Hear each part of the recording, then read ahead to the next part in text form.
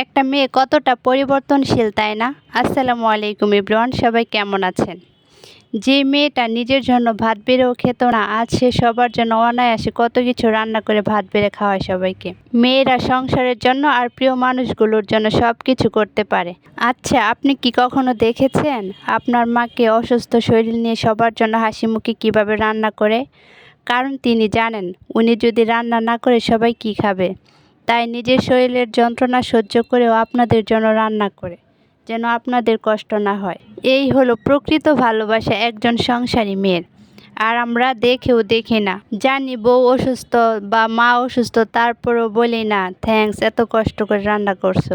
একবার ভেবে দেখেছেন উনি কতটা খুশি হতো? তাই একজন স্বামীর যেমন উচিত বউকে খুশি রাখা, ঠিক তেমন সন্তানেরও উচিত মাকে ভালো রাখা। মায়ের এবং বউয়ের দুজনেরই খেয়াল রাখবেন। আল্লাহ হাফেজ, সবাই ভালো থাকবেন।